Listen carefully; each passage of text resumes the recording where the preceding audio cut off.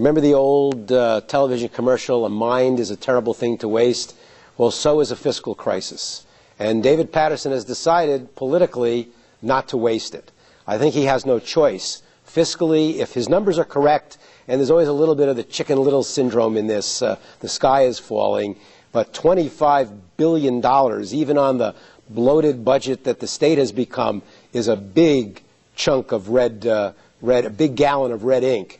So he's going to have to try to do something, but the question is, well, what is he going to be able to do? Is he going to do what happened back in the days 30 years ago when Hugh Carey talked about the days of wine and roses being over? I believe back then they raised income taxes.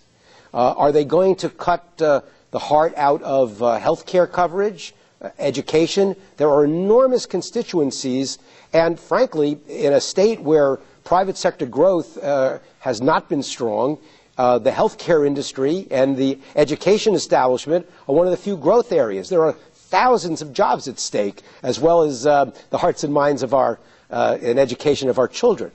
So, and when you consider that healthcare and education are such a huge portion of the budget, where's he going to go? So his options are relatively limited. His clout is relatively limited. This will be a test of how willing he is to depart, to ruin friendships he made when he was in the state Senate, and be willing to risk a lot of political capital with the people who might be called on to work for him if he runs for re-election. Bottom line, if David Paterson is going to say the things that need to be said about scaling back spending and possibly about raising revenues, in other words, taxes, he's going to have to risk being a one-term governor, because he's liable to alienate not just the political establishment, but he's liable to alienate middle-class voters who, frankly, forget about poor people getting the benefit of state funds. We are a state that specializes in middle-class entitlements. And if he's going to cut education spending, and he's going to cut health care spending, and he's going to raise certain taxes, it's going to be the typical voter who's going to feel it in the pocketbook, feel it in their neighborhood, feel it with their favorite programs.